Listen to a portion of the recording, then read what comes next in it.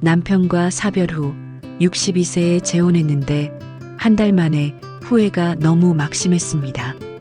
외로움은 사람을 너무 무신경하게 만드는 것 같습니다. 제 주위에 피해자가 있다는 얘기는 들었었지만 저는 그걸 한 귀로 듣고 한 귀로 흘리기만 했을 뿐 저에게도 이런 일이 일어났을 줄 상상도 못했네요.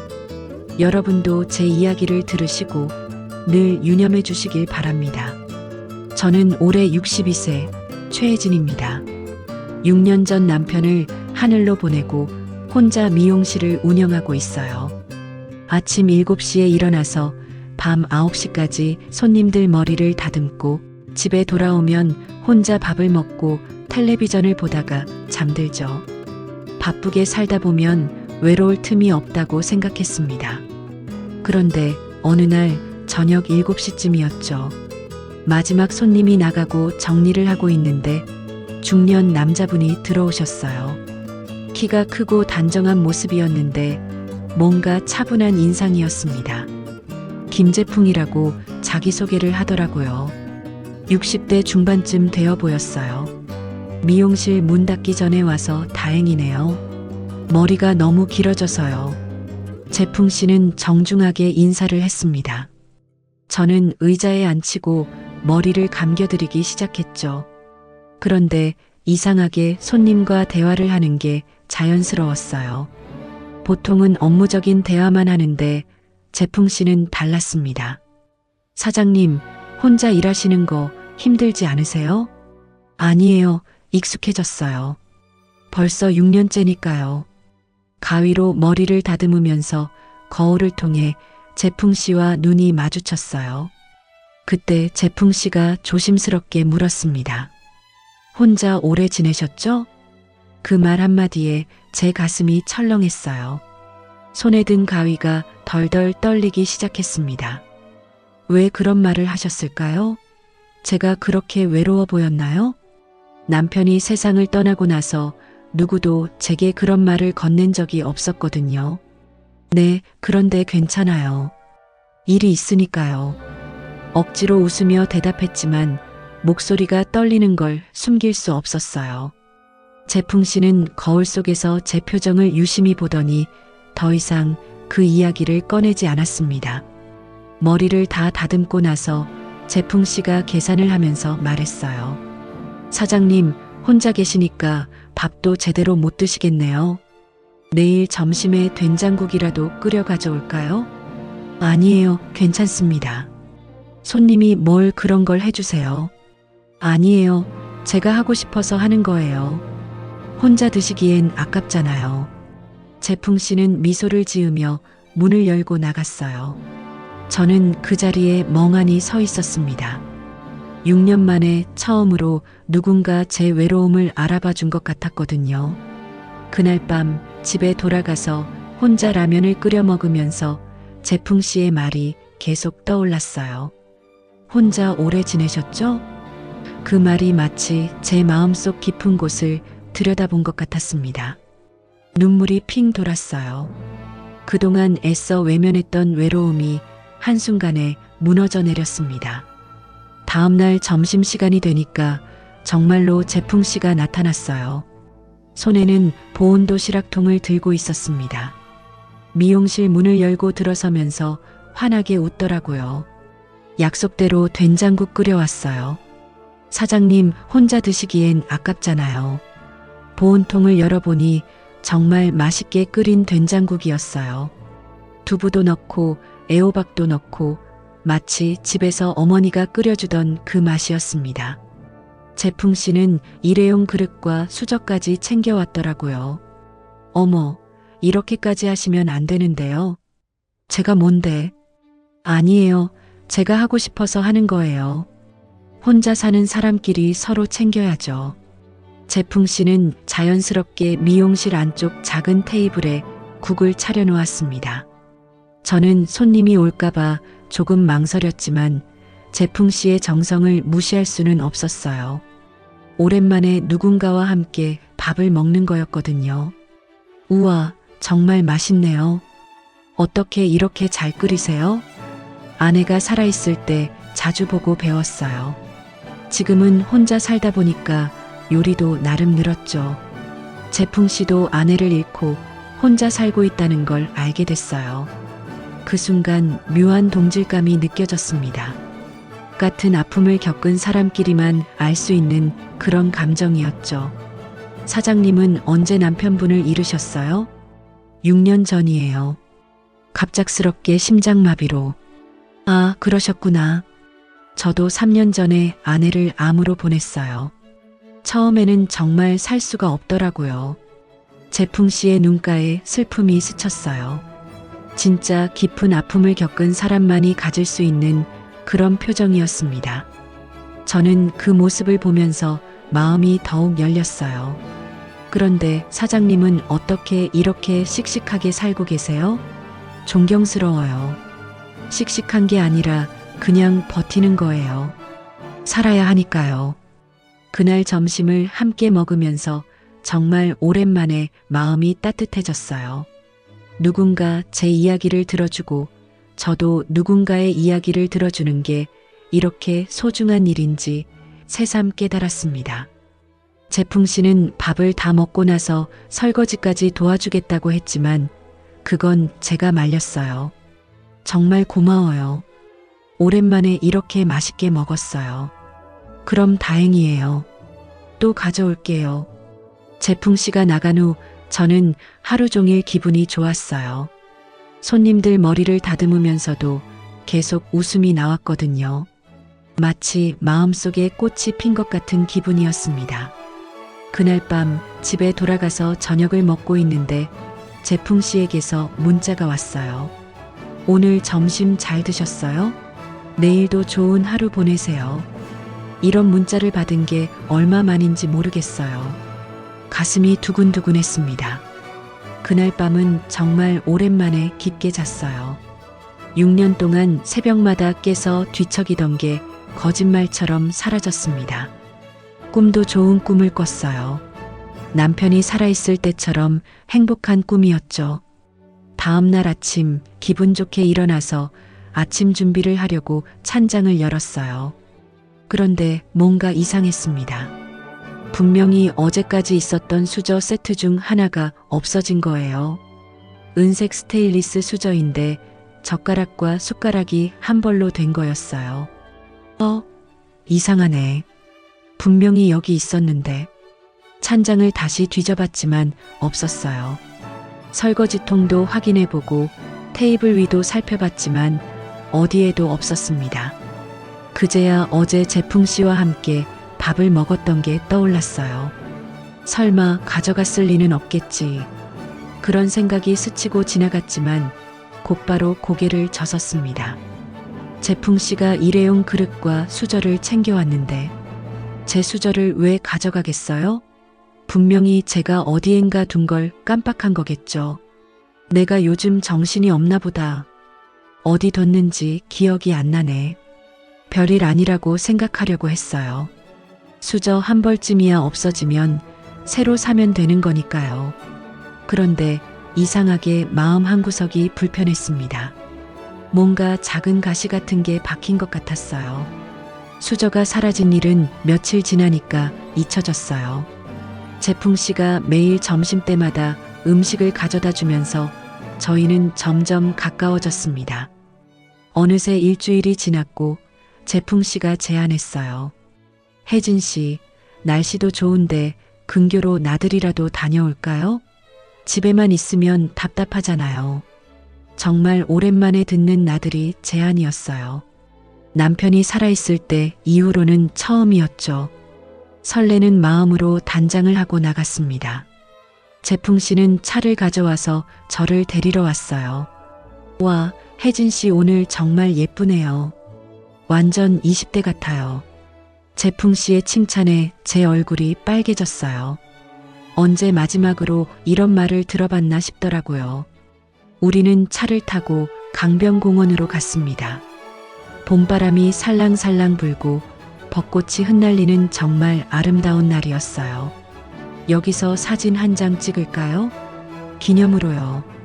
재풍 씨가 핸드폰을 꺼내더니 저를 벤치에 앉히고 사진을 찍어줬어요. 그리고 같이 셀카도 찍었죠. 정말 오랜만에 웃으면서 찍는 사진이었습니다. 커피라도 마실까요? 저기 카페가 있네요. 우리는 강변이 보이는 카페에 앉아서 커피를 마셨어요. 재풍 씨는 정말 대화가 재미있는 사람이었습니다. 옛날 이야기도 해주고 여행 이야기도 해주고 저도 모르게 시간이 훌쩍 지나갔어요. 혜진 씨, 오늘 정말 즐거웠어요. 이런 시간을 가질 수 있어서 행복해요. 저도요. 정말 오랜만에 이렇게 웃었어요. 집에 돌아와서 딸에게 전화를 걸었어요. 서울에 사는 딸한테 오늘 나들이 다녀온 이야기를 하고 싶었거든요. 미영아, 엄마가 오늘 나들이 다녀왔어. 사진 보내줄게. 엄마 혼자요? 아니야, 요즘 알게 된 분이랑 같이. 딸은 조금 놀라는 것 같았지만 제가 즐거워하니까 좋아했어요. 사진을 몇 장 보내줬죠. 벚꽃 앞에서 찍은 사진, 카페에서 재풍 씨와 함께 찍은 셀카도 보냈습니다. 그런데 1시간 정도 지나니까 딸에게서 전화가 왔어요. 목소리가 좀 이상했어요. 엄마, 혹시 지금 시간 있어요? 응, 왜? 그 사진 말인데. 엄마, 그 사진 좀 다시 봐봐요. 카페에서 찍은 사진 말이에요. 저는 핸드폰을 들고 방금 보낸 사진을 다시 열어봤어요. 재풍 씨와 제가 웃으면서 찍은 셀카였는데 뭐가 이상한지 모르겠더라고요. 미영아, 뭐가 이상해? 엄마, 그 사진에서 테이블 위 좀 봐봐요. 뒤쪽에 놓인 문서 보여요? 딸의 말에 따라 사진을 자세히 들여다봤어요. 정말로 저희 뒤쪽 테이블에 종이 같은 게 놓여 있었습니다. 그런데 너무 흐릿해서 뭔지 잘 안 보였어요. 정말 뭔가 있네. 근데 뭔지 모르겠어. 엄마, 사진 확대해봐요. 제가 봤는데 거기에 뭐라고 써 있는 것 같아요. 저는 손가락으로 사진을 확대해봤습니다. 점점 크게 보이는 문서에 글씨가 희미하게 보이기 시작했어요. 처음에는 알아볼 수 없었는데 계속 확대하니까 어렴풋이 글자가 보였습니다. 최혜진 씨 자산 정리안. 그 순간 제 등줄기에 차가운 땀이 흘렀어요. 머릿속이 하얘졌습니다. 자산 정리안? 왜 카페 테이블에 제 이름이 적힌 자산 정리안이 있는 거죠? 손이 덜덜 떨리기 시작했어요. 엄마 괜찮아요? 딸의 목소리가 멀리서 들리는 것 같았어요. 심장이 쿵쾅쿵쾅 뛰면서 숨이 막혔습니다. 미영아, 이게 뭘까? 엄마, 그 남자분이 뭔가 이상한 것 같은데요. 자산 정리안이 왜 거기 있어요? 딸의 말에 제 머릿속이 복잡해졌어요. 재풍 씨가 제 자산을 조사하고 있다는 뜻일까요? 아니면 우연의 일치일까요? 아니야, 분명 다른 설명이 있을 거야. 아니야, 미영아, 분명 오해일 거야. 그 사람은 정말 착한 사람이야. 나한테 매일 음식도 가져다 주고 오늘도 이렇게 좋은 곳에 데려다 줬어. 엄마, 그래도 조심하세요. 요즘 혼자 사는 어르신들 노리는 사람들 많다고 하잖아요. 전화를 끊고 나서 저는 한참 동안 그 사진을 들여다봤어요. 재풍 씨의 웃는 얼굴, 그리고 뒤에 놓인 의문의 문서. 아니야, 내가 너무 예민한 거겠지. 그 사람은 정말 다정하고 착한 사람이야. 분명 다른 이유가 있을 거야. 그렇게 스스로를 달래보려 했지만 마음 한구석에 불안이 자리 잡기 시작했어요. 그 사진 일로 며칠 동안 마음이 불편했지만 재풍 씨는 여전히 다정했어요. 매일 점심을 챙겨주고 저녁에는 산책도 함께 했습니다. 그러다 보니 제 의심도 점점 사라져갔죠. 혜진 씨, 요즘 은행 금리가 많이 올랐다던데 계좌 정리 한번 해보는 게 어때요? 저도 정리할 게 있어서 같이 가면 좋겠네요. 재풍 씨의 제안에 저는 좋다고 했어요. 사실 남편이 돌아가신 후로 통장 정리를 제대로 안 했거든요. 여러 은행에 계좌가 흩어져 있어서 관리가 어려웠습니다. 다음 날 오후 재풍 씨와 함께 은행에 갔어요. 평일이라 그런지 사람이 많지 않았습니다. 번호표를 뽑고 기다리는데 재풍 씨가 말했어요. 혜진 씨는 계좌가 몇 개나 돼요? 글쎄요, 정확히 기억이 안 나는데 서너 개 정도 될 것 같아요. 남편이 만들어 놓은 것도 있고요. 아, 그럼 정리하기 좋겠네요. 요즘 관리 안 되는 계좌들은 수수료만 나가거든요. 저희 순서가 되어서 창구에 앉았어요. 직원분이 친절하게 설명해 주시더라고요. 계좌 통합도 가능하고 정기적금도 금리가 좋은 상품으로 바꿀 수 있다고 했습니다. 고객님, 잠깐만 기다려 주세요. 시스템 확인 좀 해볼게요. 직원분이 컴퓨터를 보더니 갑자기 표정이 조금 굳어졌어요. 뭔가 이상한 눈빛으로 저를 보더라고요. 실례합니다만 고객님 혹시 잠깐 상담실로 오실 수 있을까요? 개인적으로 여쭤볼 게 있어서요. 저는 재풍 씨를 보고 조금 당황했어요. 재풍 씨는 괜찮다는 듯이 손짓하며 저는 여기서 기다릴게요라고 했습니다. 상담실에 들어가니 직원분이 문을 닫고 조심스럽게 말했어요. 실례지만 혹시 최근에 누군가 고객님 통장 명의나 대리권 같은 걸 요구한 적 있나요? 그 말에 제 가슴이 철렁했어요. 왜 갑자기 이런 질문을 하는 걸까요? 아니요, 왜 그런 걸 물어보시죠? 최근에 비슷한 사례가 몇 번 있어서요. 혼자 사시는 분들을 대상으로 접근해서 금융 정보를 빼내는 경우들이 있거든요. 그래서 혹시나 해서 여쭤보는 거예요. 직원분의 말에 온몸에 소름이 돋았어요.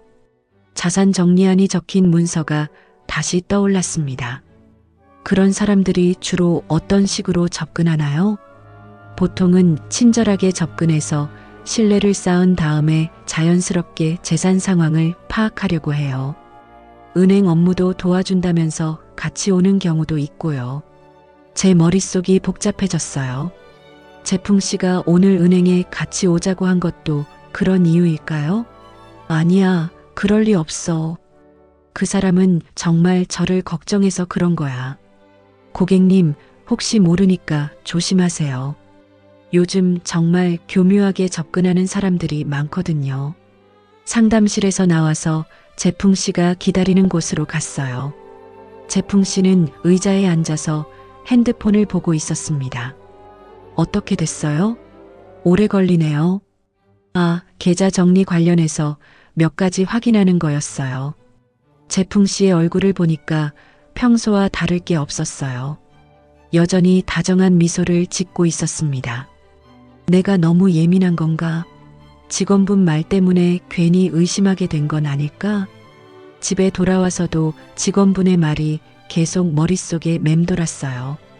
최근에 비슷한 사례가 몇 번 있어서요. 그 말이 자꾸만 떠올랐습니다. 저녁을 먹고 있는데 재풍 씨가 갑자기 물었어요. 혜진 씨, 혹시 미용실 명의가 아직 전 남편 이름으로 돼 있진 않죠? 숟가락을 든 제 손이 멈췄어요. 왜 갑자기 이런 걸 묻는 거죠? 아니요, 남편이 돌아가신 후에 제 명의로 바꿨어요. 왜 그런 걸 물어보세요? 아, 그냥 궁금해서요. 요즘 상속 관련해서 복잡한 일들이 많다고 해서요. 재풍 씨는 대수롭지 않다는 듯이 말했지만 제 마음은 더욱 불안해졌어요. 오늘 은행 직원의 말과 지금 재풍 씨의 질문이 우연의 일치일까요? 그날 밤 잠이 오지 않았어요. 침대에 누워서 천장을 바라보며 계속 생각했습니다. 재풍 씨가 저에게 관심을 갖는 게 정말 순수한 호감일까요? 아니면 다른 목적이 있는 걸까요? 아니야, 내가 너무 예민한 거야. 그 사람이 나한테 얼마나 잘해주는데. 스스로를 달래보려 했지만 마음속 불안은 점점 커져만 갔어요. 사라진 수저, 자산 정리안이 적힌 문서, 은행 직원의 경고, 그리고 오늘 밤 재풍 씨의 질문까지 모든 게 우연일까요? 제 마음 한구석에서 작은 경보음이 울리기 시작했습니다. 며칠이 지나면서 재풍 씨와 저는 거의 매일 함께 시간을 보냈어요. 어느새 자연스럽게 집에도 오게 되었고 때로는 하룻밤 머물기도 했습니다. 6년 만에 느끼는 따뜻함이었죠. 그런데 이상하게 마음 한구석에 불안감이 계속 남아 있었어요. 어느 저녁 재풍 씨가 제 핸드폰을 보더니 말했어요. 혜진 씨, 이 핸드폰 너무 오래된 것 같은데요. 설정도 제대로 안 돼 있고요. 그래요?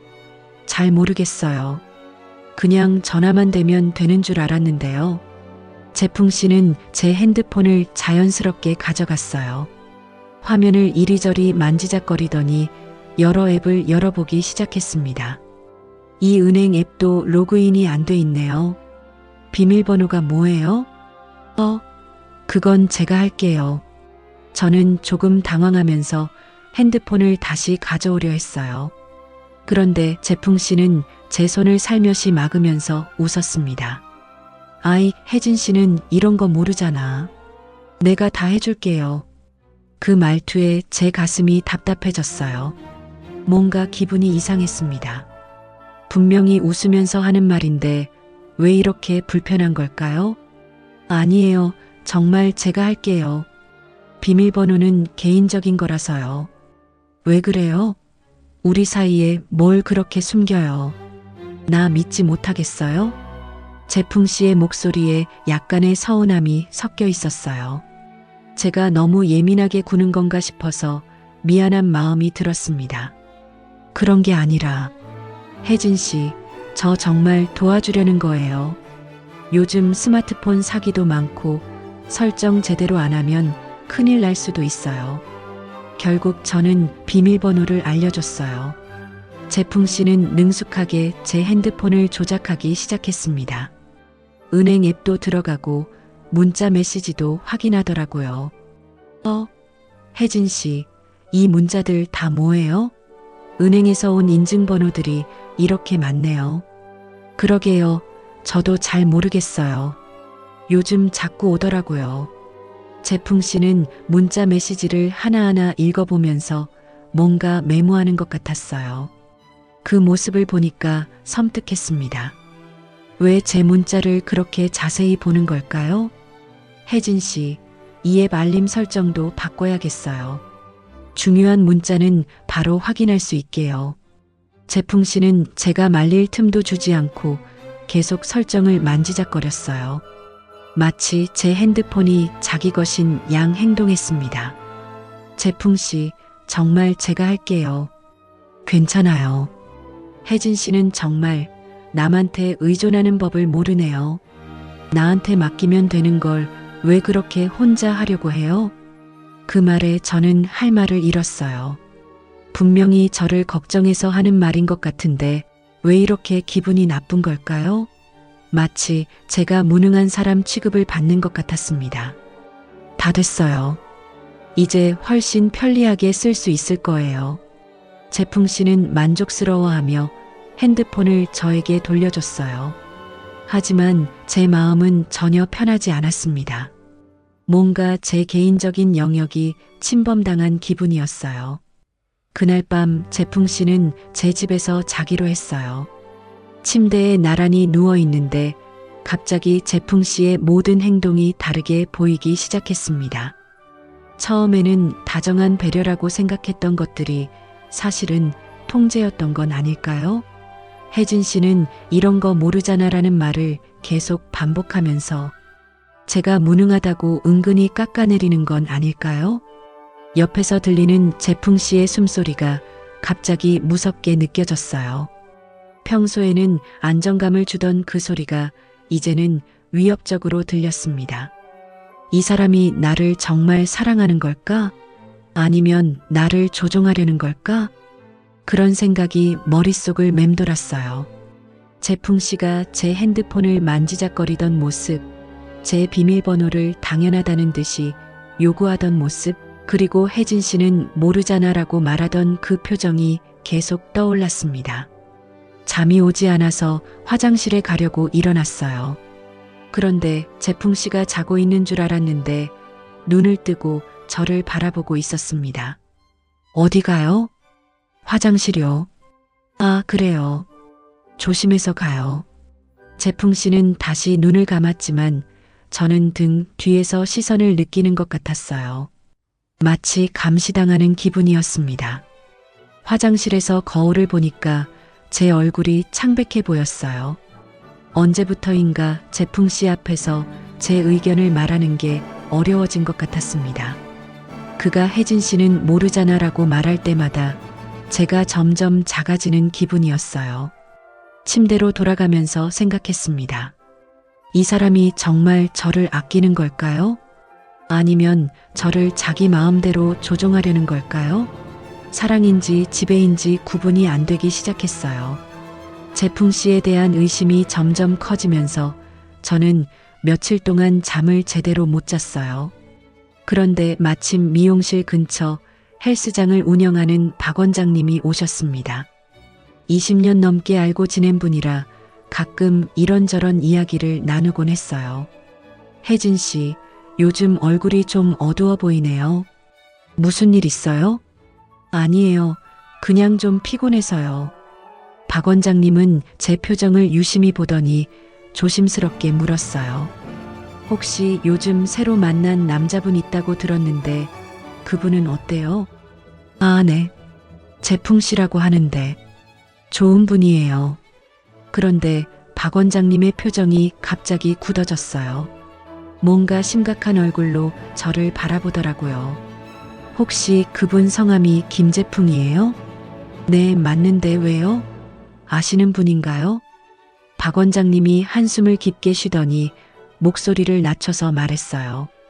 혜진 씨, 잠깐 안쪽으로 들어가서 이야기해요. 저는 가슴이 두근거리며 박 원장님을 따라 미용실 안쪽으로 들어갔어요. 박 원장님은 주변을 살펴보고 나서 조심스럽게 입을 열었습니다. 혜진 씨, 그 사람 조심하세요. 제 친구 김순자 아주머니도 똑같이 당했거든요. 뭘 당했다는 거예요? 그 사람. 내 친구 아주머니도 똑같이 당했어. 혼인신고만 하고 가게 넘기게 한 다음 사라졌거든. 박 원장님의 말에 제 온몸에 소름이 돋았어요. 재풍 씨가 저에게 한 행동과 똑같은 패턴이었거든요. 처음에는 정말 친절하고 다정했대요. 매일 음식 가져다 주고 외로움 달래주고 그랬다더라고요. 딱 지금 혜진 씨 상황과 똑같아요. 제 심장이 쿵쾅거리기 시작했어요. 손바닥에 식은땀이 났습니다. 그래서 어떻게 됐어요? 몇 달 사귀다가 혼인신고하자고 하더래요. 그리고 나서 가게를 재풍 씨 명의로 넘기라고 했대요. 세금 문제 때문에 그렇게 하는 게 좋다면서요. 박 원장님이 계속 말을 이어갔어요. 순자 아주머니가 의심하기 시작하니까 갑자기 사라져버렸어요. 연락도 안 되고 집 주소도 가짜였대요. 제 머릿속이 하얘졌어요. 지금까지의 모든 일들이 새로운 의미로 다가왔습니다. 지금 그 아주머니는 어떻게 됐어요? 가게는 다행히 넘기기 전에 사라져서 피해는 없었는데 정신적 충격이 너무 커서 지금도 상담받고 있어요. 사람을 믿지 못하겠다고 하더라고요. 박 원장님의 말을 듣고 나니까 사라진 수저, 자산 정리한, 은행에서의 일, 핸드폰 조작까지 모든 게 연결되기 시작했어요. 박 원장님, 혹시 그 사람이 부인 암으로 잃었다고 했나요? 그리고 자기도 심장이 안 좋다고 하지 않았어요? 맞아요. 정확히 그렇게 말했어요. 심지어 병원 진료 기록까지 위조해서 보여줬다더라고요. 제 다리에 힘이 빠졌어요. 재풍 씨가 저에게 한 말과 완전히 똑같았습니다. 박 원장님이 나간 후 저는 한참 동안 그 자리에 멍하니 서 있었어요. 믿고 싶지 않았어요. 하지만 확인하지 않으면 안 될 것 같았습니다. 그날 오후 몰래 사설 조회소를 찾아갔어요. 손이 떨려서 서류를 제대로 쓸 수도 없었습니다. 김재풍 씨 신원조회 부탁드려요. 네, 3일 정도 걸릴 것 같은데 괜찮으신가요? 네, 빨리 부탁드려요. 그 3일이 정말 길었어요. 재풍 씨가 평소처럼 다정하게 대해줄 때마다 소름이 돋았습니다. 웃으면서 밥을 차려주는 모습이 이제는 연기로 보였어요. 드디어 사설 조회소에서 연락이 왔어요. 서류를 받으러 갔는데 직원분이 심각한 표정으로 말했어요. 고객님, 이분 전과가 있으시네요. 혼인빙자 사기 2회, 위조 문서 사용, 거짓 병력 진술까지요. 서류를 받아든 제 손이 바들바들 떨렸어요. 글자들이 흐릿하게 보였지만 분명히 적혀 있었습니다. 김재풍, 남 전과사항. 그 밑으로 길게 나열된 범죄 기록들. 고객님, 괜찮으세요? 얼굴이 너무 창백해 보이는데요. 저는 대답할 수 없었어요. 서류를 꽉 쥐고 주저앉고 싶었습니다. 다리에 힘이 풀려서 서 있을 수가 없었어요. 진짜였구나. 이 사람이 날 사랑한 게 아니었어. 사설 조회소를 나오면서 눈물이 났어요. 분노보다는 배신감이 더 컸습니다. 그동안 느꼈던 따뜻함, 설렘, 행복감이 모두 가짜였다는 게 너무 충격적이었어요. 혼자 오래 지내셨죠? 라는 그 첫마디부터 모든 게 계산된 거짓말이었던 거예요. 된장국도, 나들이도, 다정한 문자도 모두 저의 재산을 노린 연기였습니다. 집에 돌아가는 길에 재풍 씨에게서 문자가 왔어요. 혜진 씨, 오늘 저녁에 뵐까요? 평소 같으면 기뻤을 문자가 이제는 소름 끼치게 느껴졌습니다. 어떻게 해야 할까요? 모든 걸 알고 있다고 말해야 할까요? 손에 든 조회 서류가 무겁게 느껴졌어요. 사설 조회소에서 받은 서류를 보고 나서 저는 하루 종일 방에서 울었어요. 그런데 울고만 있을 수는 없었습니다. 재풍 씨의 다음 수를 막아야 했어요. 다음 날 아침 저는 변호사 사무실을 찾아갔습니다. 손에 든 조회 서류를 보여주면서 상황을 설명했어요. 변호사님, 이 사람이 저를 속이고 있어요. 어떻게 해야 할까요? 변호사님은 서류를 자세히 보더니 심각한 표정으로 말했어요. 이건 명백한 사기죠. 경찰에 신고하셔야 할 것 같은데요. 하지만 아직 실제 피해가 발생하지 않았으니까 증거를 더 확보해야 해요. 증거요? 네, 녹음이나 문자 메시지 같은 걸로 상대방이 사기를 치려 한다는 증거를 잡아야 해요. 변호사님과 상담을 마치고 경찰서에도 갔습니다. 경찰관도 비슷한 말을 했어요. 현재까지는 아직 범죄가 실행되지 않은 상태라서 체포하기 어려워요. 하지만 상대방이 실제로 사기를 시도하는 순간을 잡으면 현행범으로 체포할 수 있어요. 그럼 어떻게 해야 하나요? 며칠 더 모른 척 하시면서 상대방의 의도를 확실히 드러내도록 유도해 보세요. 저희가 도와드릴게요. 집에 돌아와서 재풍 씨를 기다렸어요.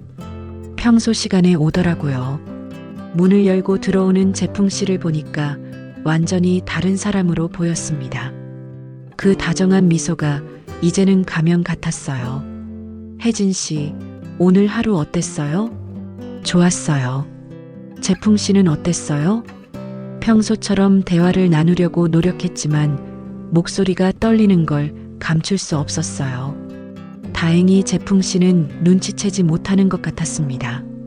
저녁 준비를 하면서 재풍 씨가 소파에 앉아 텔레비전을 보고 있었어요. 그 모습을 보니까 소름이 돋았습니다. 저를 속이면서도 태연하게 저희 집에서 편안히 쉬고 있는 거예요. 오징어 볶음 좋아하시죠? 부엌에서 요리하면서 일부러 밝은 목소리로 물었어요. 연기를 해야 했거든요. 역시 우리 마누라가 제일 잘해요.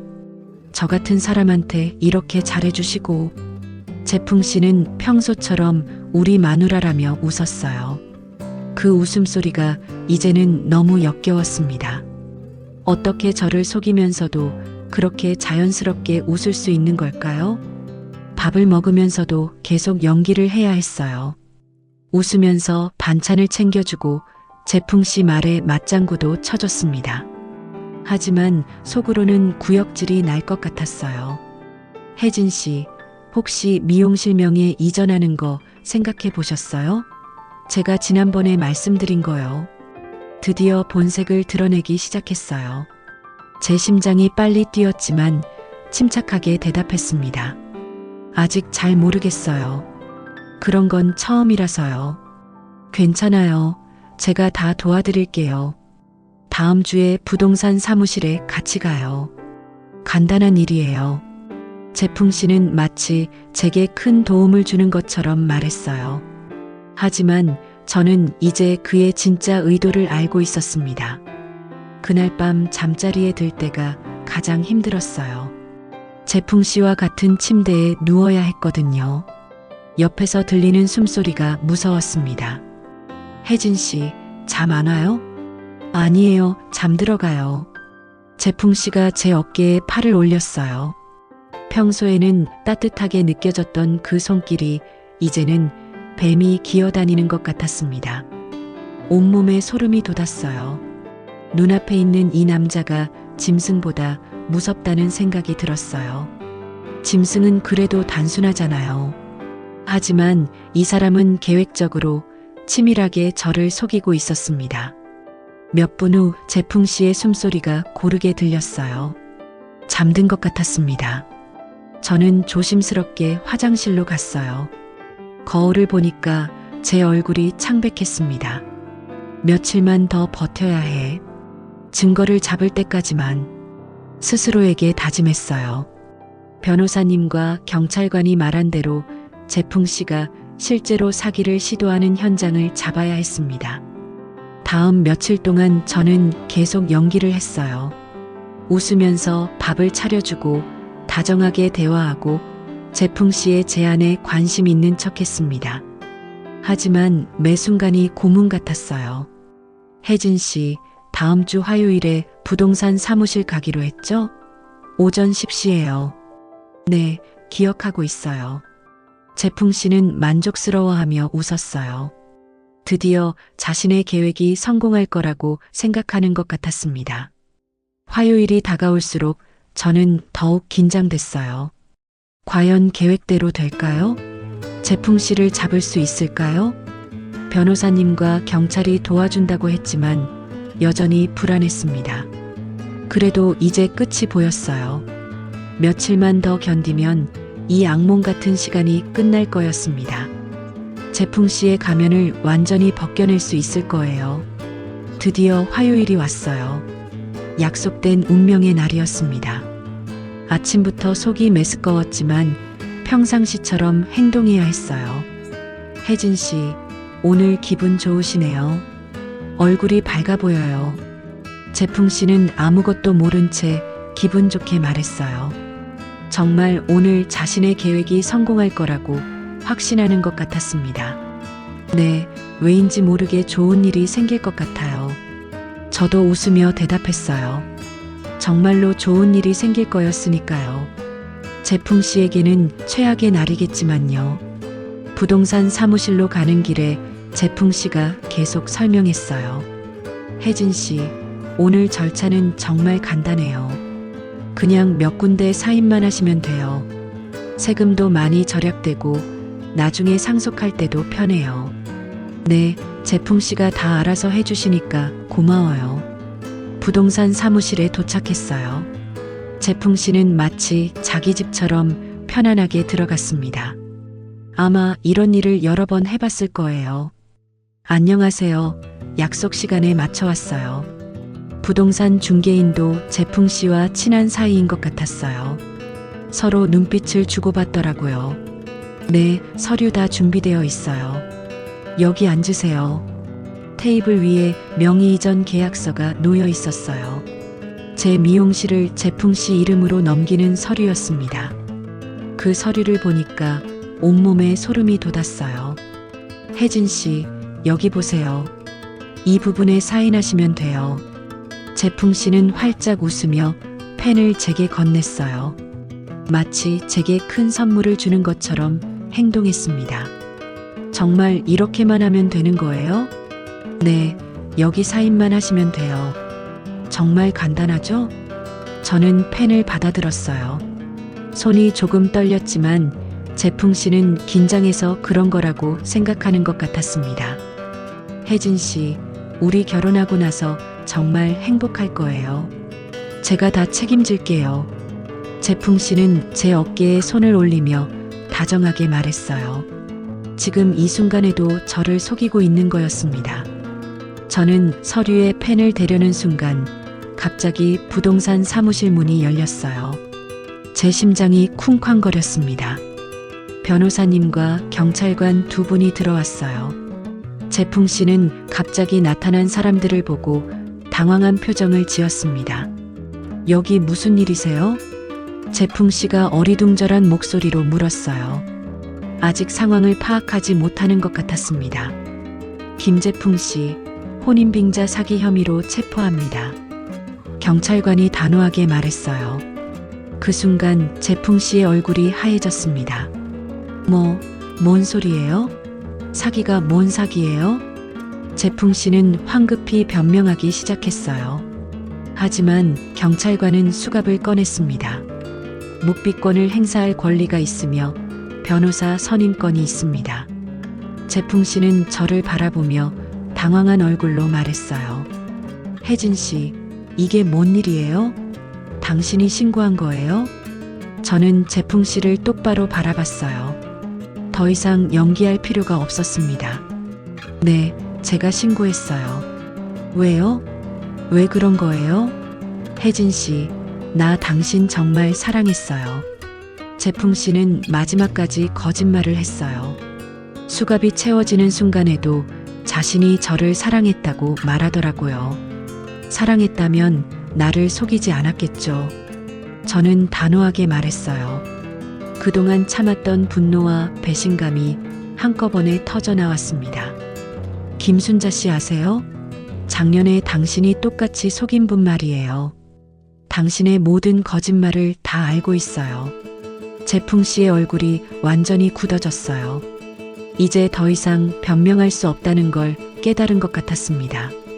경찰관이 재풍 씨를 끌고 나갔어요.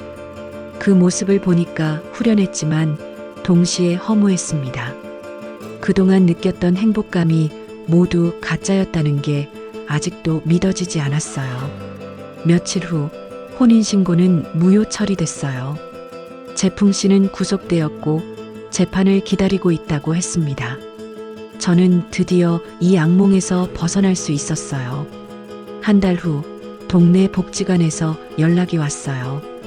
황혼 사기 예방 강연을 해달라는 요청이었습니다. 안녕하세요. 저는 최혜진입니다.